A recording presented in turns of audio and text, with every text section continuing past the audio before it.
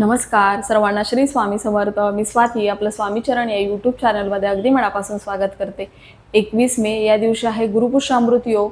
तर या योगावर आपल्याला 24 फुलवातींची सेवा कशी करायची, या वातींचं नंतर काय करायचं, ही सेवा करत असताना कुठल्या नियमांचं पालन करायचं, याबद्दलची संपूर्ण माहिती मी आपल्याला या व्हिडिओमध्ये देणार आहे. गुरुपुष्यामृत योग हा जेव्हा पुष्य नक्षत्र गुरुवारी येतं तेव्हा गुरुपुष्यामृत योग तयार होतो आणि अधिक महिना सुरू आहे आणि अधिक महिन्यामध्येच येत्या गुरुवारी आलाय गुरुपुष्यामृत योग.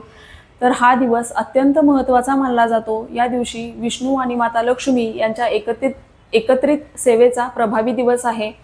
ज्या घरामध्ये विष्णूची सेवा केली जाते तिथून लक्ष्मी माता कधीही काढता पाय घेत नाही, कारण लक्ष्मी माता ही खूप चंचल आहे. पण जिथे विष्णू असतात तिथे लक्ष्मी माता ही त्यांच्या पाठी आपोआप येते.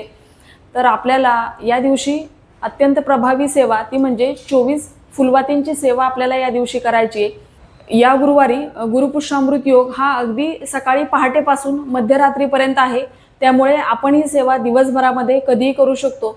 तर आपल्याला या सेवेसाठी थोडंसं तूप आणि फुलवाती लागतात. तर ही सेवा करण्याआधी आपल्याला काही नियमांचं पालन करायचं असतं. म्हणजे आपण ज्या दिवशी सेवेला सुरुवात करतो तर त्याच्यानंतर आपल्याला सेवा संपेपर्यंत मांसाहार करायचा नाहीये, पराण्य वर्ज्य करायचे आणि ही सेवा आपण आपल्या स्वतःच्या घरीच करू शकतो. ही सेवा आपण माहेरी असाल तर करता येणार नाही, किंवा जर तुम्ही मध्येच माहेरी किंवा बाहेरगावी जाणार असाल तर आपल्याला ही सेवा करता येणार नाही. तर अशा फुलवाती आपल्याला तुपामध्ये भिजत घालायचे, म्हणजे जर या व्यवस्थित भिजल्या तर छान प्रज्वलित होतात. पहिल्या दिवशी जेव्हा एक फुलवात घेणार त्या दिवशी आपण चांदीची पंती घ्यायची आहे किंवा निरंजन घ्यायचे, आणि चांदीची जर नसेल तर आपण मातीची घ्या. पण आपल्याला 24 दिवस आपण पहिल्या दिवशी जी पंती किंवा मातीची पंती किंवा चांदीची दिवा घेणार तर तोच आपल्याला 24 दिवस घ्यायचा आहे. तो मध्ये आपल्याला बदलता येणार नाही. तर त्यामुळे जर चांदीचा नसेल तर मातीचा घ्या, पण थोडासा मोठा दिवा घ्या, कारण आपल्याला एका वेळेला 12 फुलवाती त्याच्यामध्ये बसायला हव्यात. अशा पद्धतीने तुम्ही थोडासा मोठा घ्या. आता पहिल्या दिवशी आपण एक फुलवाती घेणार, दुसऱ्या दिवशी आपण 2 फुलवाती घेणार, तिसऱ्या दिवशी आपल्याला 3 फुलवाती घ्यायच्यात. आता पहिल्या दिवशी आपण एक फुलवात घेणार, ती सेवा करून झाली की दिवा शांत झाला की त्याची जी काजळी असते किंवा थोडीशी फुलवात शिल्लक राहते तर ती आपल्याला काढून एका डबीमध्ये घ्यायची आणि दुसऱ्या दिवशी आपल्याला नवीन 2 फुलवाती घ्यायच्यात. मग ती दुसऱ्या दिवशीची आपली सेवा झाली की त्या फुलवाती किंवा ती काजळी आपल्याला काढून घ्यायची आणि तिसऱ्या दिवशी आपल्याला नवीन 3 फुलवाती घ्यायच्यात. तर असं चौथ्या दिवशी 4, 5व्या दिवशी 5 असं वाढवत वाढवत 12व्या दिवशी आपल्या 12 फुलवाती येतील. आता 12व्या दिवशी 12 फुलवाती आल्या की 13व्या दिवशी आपल्याला परत नवीन 12 फुलवाती घ्यायचेत. म्हणजे 12व्या दिवशीच्या ज्या 12 फुलवाती प्रज्वलित होऊन जी काजळी शिल्लक राहिली आहे ती आपण काढून घ्यायची आहे त्या डबीमध्ये, आणि या सगळ्या फुलवाती आपल्याला एका डबीमध्ये साठवायच्या, त्या टाकून द्यायच्या नाहीयेत. आता 13व्या दिवशी आपण नवीन 12 फुलवाती घेणार, 14व्या दिवशी आपण 11 फुलवाती घेणार, 15व्या दिवशी आपण 10 फुलवाती घेणार. म्हणजे नंतर आपण एक एक फुलवात कमी करत करत यायचे आणि 24व्या दिवशी आपली परत एक फुलवात येणार आहे. म्हणजे आपण सुरुवात केली पहिल्या दिवशी, त्या दिवशी आपली एक फुलवात होती आणि 24व्या दिवशी सुद्धा आपली परत एकच फुलवात येणार आहे. असं क्रमाने वाढवायचे आणि नंतर परत सांगितल्याप्रमाणे एक एक फुलवात कमी कमी करत यायचे. आणि प्रत्येक दिवशी आपल्याला नवीन फुलवात घ्यायची आहे.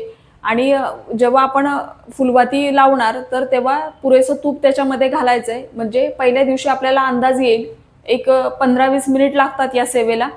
आणि मग सेवा करून झालं की दिवा शांत झाला तरी चालेल, पण सेवा चालू असताना दिवा शांत होऊ देऊ नये ही आपल्याला काळजी घ्यायची. त्यामुळे तेवढं पुरेल असं तूप आपल्याला त्याच्यामध्ये घालायचं आहे. आता सेवा करताना आपल्याला स्वतःला आसन घ्यायचं आहे आणि दिवा सुद्धा आपण जमिनीवर ठेवायचा नाहीये, छोट्याशा पाटावर किंवा प्लेटमध्ये दिवा ठेवायचा. दररोज जेव्हा आपण सेवेला बसतो तेव्हा दिव्याला हळद कुंकू अक्षता व्हायच्या, पुष्प अर्पण करायचं, स्वामींना नमस्कार करायचा, आपल्या कुलदेवीला नमस्कार करायचा आणि मग सेवा करायची. बघा, ही सेवा केल्याने आपल्याला लक्ष्मी प्राप्तीचे योग तयार होतात. कष्टाला पर्याय नाही, पण कष्टाला नशिबाची साथ मिळावी यासाठी आपल्याला ही सेवा करायची. आता मध्येच ही सेवा चालू असताना तुम्हाला गावी जाता येणार नाही किंवा बाहेर गावी जाता येणार नाहीये. त्यामुळे जर तुम्ही कुठे बाहेर गावी जाणार असाल तर आपल्याला ही सेवा करता येणार नाही.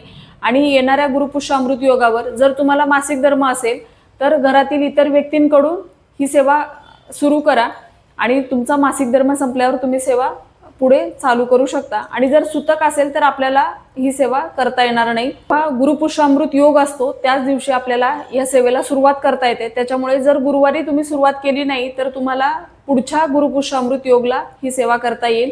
त्यामुळे या सेवेला तुम्ही गुरुवारी सुरुवात करा आणि पुढे 24 दिवस आपल्याला ही सेवा करायची।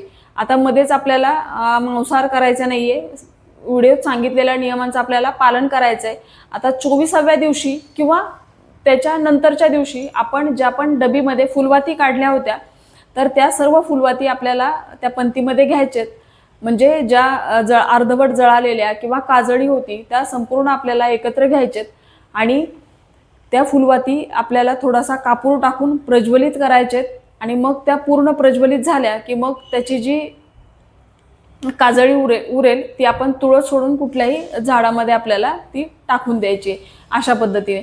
आता आपल्याला सेवा काय करायची, जेव्हा आपण दिवा प्रज्वलित करतो तर त्या प्रत्येक दिवशी आपल्याला सेमच सेवा करायची असते। एक वेळा व्यंकटेश स्तोत्र म्हणायचे, एक वेळा श्री सूक्त म्हणायचे, 16 वेळा नवार्णव मंत्र म्हणायचा आहे, 16 वेळा विष्णू गायत्री मंत्र, 16 वेळा लक्ष्मी गायत्री मंत्र, 16 वेळा कुबेर मंत्र आणि एक वेळा आपल्याला आपल्या स्वामी समर्थ महाराजांचा मंत्र या एक माळ करायचा आहे। पहिल्या दिवशी ही सेवा करायची आहे आणि 24 दिवस आपल्याला दररोज हीच सेवा करायची आहे।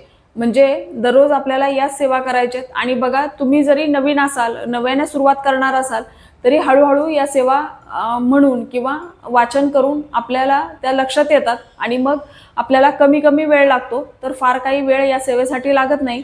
तर ही सेवा आपण येणाऱ्या गुरुपुष्य अमृत योग या दिवशी नक्कीच सेवेला सुरुवात करा। लक्ष्मी प्राप्तीची ही अत्यंत प्रभावी सेवा आहे आणि अगदी फार काही कडक नियम नाही आहेत, अगदी साधे नियम आहेत आणि या नियमांचं पालन करून सेवा करा। तर ही सेवा मी स्वामींच्या चरणी रुजू करते। तर ही छोटीशी पण तितकीच महत्त्वाची माहिती जी मला तुमच्यापर्यंत पोहोचवायची होती। व्हिडिओ आवडला असेल तर व्हिडिओला लाईक करा, शेअर करा, सबस्क्राईब करा। भेटूया अशाच एका नवीन व्हिडिओसोबत। तोपर्यंत सर्वांना श्री स्वामी समर्थ।